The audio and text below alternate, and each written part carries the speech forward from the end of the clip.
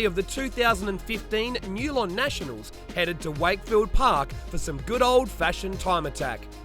The Road and Track Drivers Club came into this round in the lead, and with a strong lineup of cars ready to hit the track, looked set to hold on to it. But there was plenty of strong cars in every club for this round, so the rankings were set for a shake-up. The day was run by Track School, and John Boston gave the drivers briefing before the action got underway.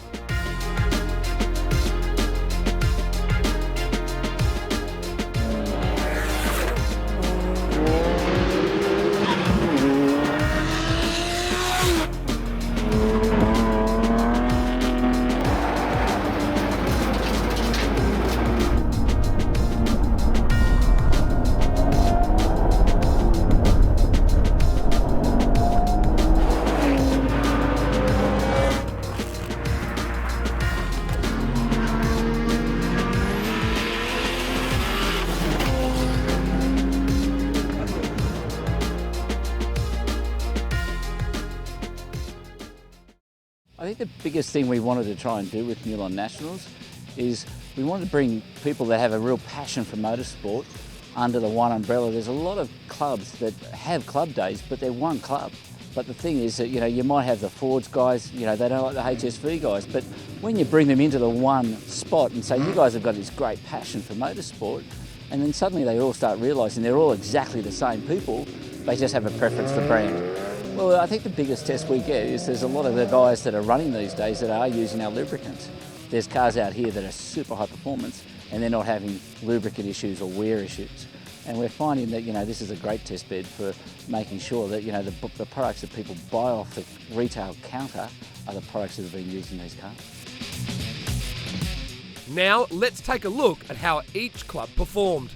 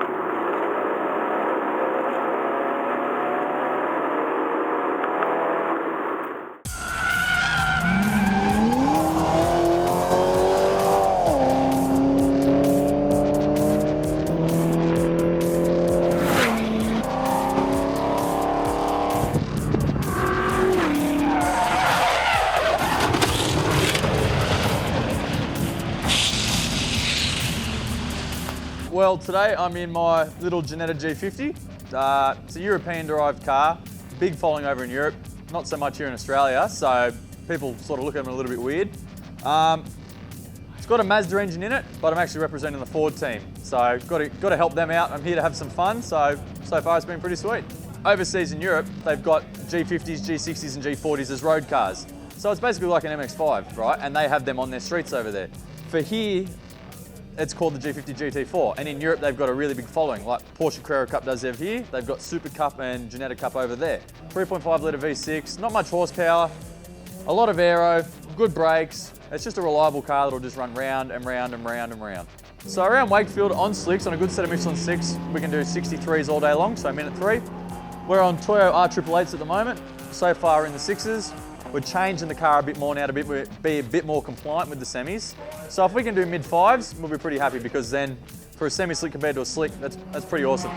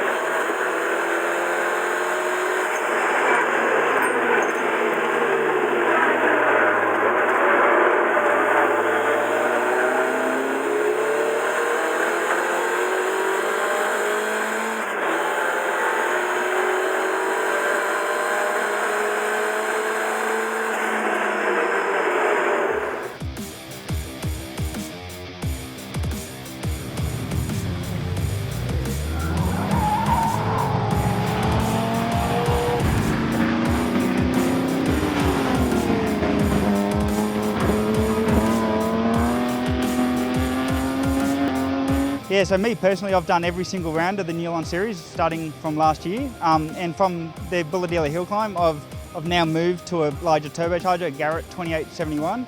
And yeah, it's pulling very hard all the way to the red line. And then, yeah, obviously a lot more power than I had at last round. Yeah, so last year, the Nulon Nationals round at Wakefield Park, I did a 109.3, and today I'm sitting on a 108 flat.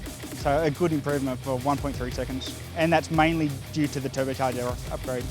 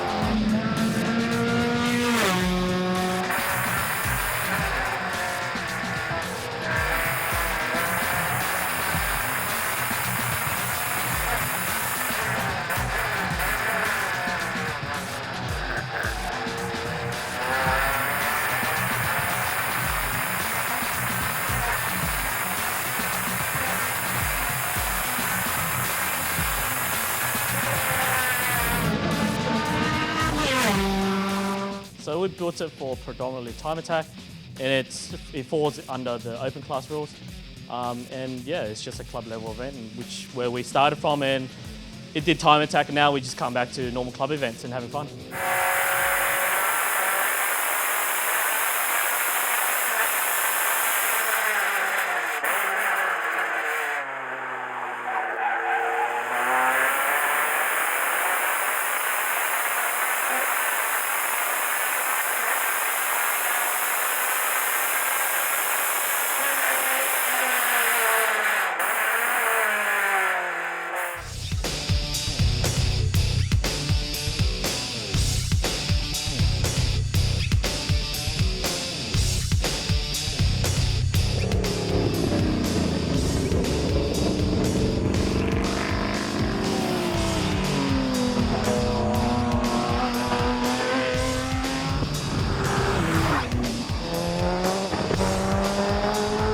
Right, so it's Andrew Peters. I'm just got a Datsun 1600 here, driving for the HSV Club. Well, it's a CA18, so it's out of an early Silvia. It's running a factory computer with an Istune 2871 turbo on it. It's running E85. It's forged, so it doesn't fall apart. Suspension-wise, it's just got adjustable bits and pieces in it. Big diff, standard gearbox, and that's it. I've had this one since 2001 as a dead stocker and sort of slowly built it up over the years and hit the track for the first time and never looked back. We're driving for the HSV Club today. That might seem a little bit strange, we're driving an Evo, but the reason there is the HSV Club have quite a few members that come to our shop at Autotech for tuning, and you know, we fit up twin turbos and we overdrive the superchargers, do all sorts of wonderful things for them, and they asked us to come down here and attend the Nulon Nationals on their behalf. So here we are, we've come down and we've tried to set a good time and get the HSV team on the record sheets.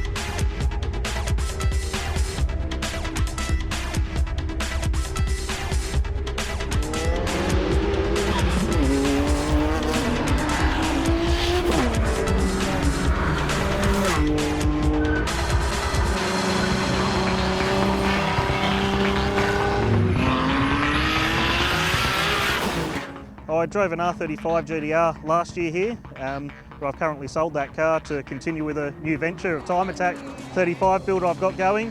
I've managed to score and borrow Dr. GDR's R34 Tarmac rally car for this event, and I'm driving for Team SAU. Well, the car is actually built to run Targa Tasmania, so it's still running a standard engine, standard turbos. It's just got a Haltech ECU with a light tune in it to keep it reliable for long enduro type events like Targa. This is a full weight car. It's still got the stereo speakers in it, still running air conditioning. It's even got a first aid safety kit, 2 fire extinguishers. It weighs in at about 1,760 kilos. It's a full weight car.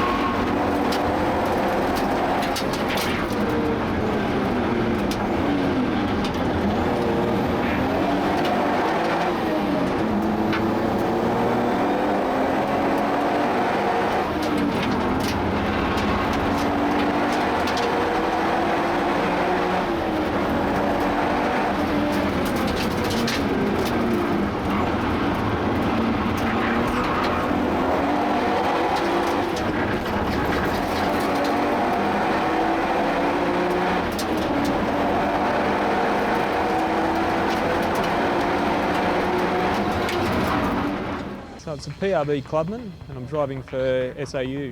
So it's a replica of a Lotus 7, and in the UK they're known as Caterhams. So this one's from Chullora in Sydney. They're built there. So Peter Bladwell, that's the name PRB, that's what it's after.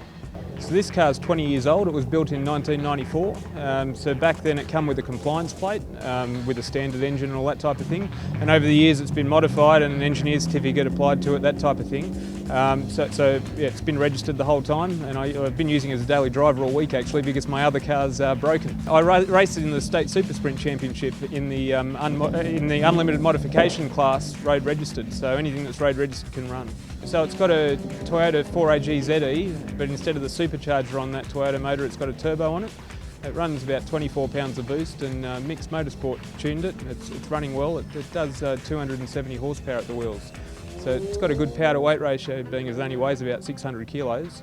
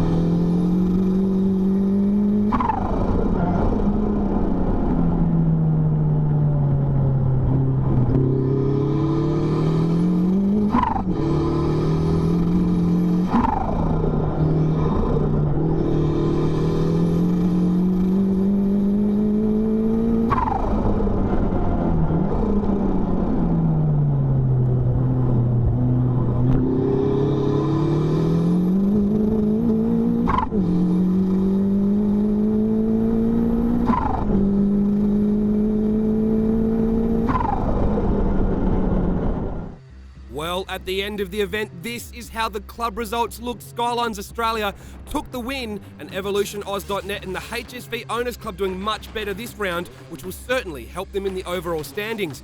Benny Tran was the quickest driver once again. That's 2 in a row for him. Jason Wright and Turbo Charlie taking up the next 2 steps on the podium in Evo Lancers. And our top 10 driver standings overall, now Trent Nolan still holds on to the lead in the Evo-powered Mirage, and Daniel Meredith and Todd Herring proving that consistency is key to stay in the top 10. Road and Track Drivers Club still hold on to the lead, but the rest of the guys got a big shake-up, and now Skylines Australia in second and Honda Owners Club in third place overall. That means the 4th and final round that is being held at Cootamundra Airport is going to be fierce and intense as we get some great action on the runway. See you then.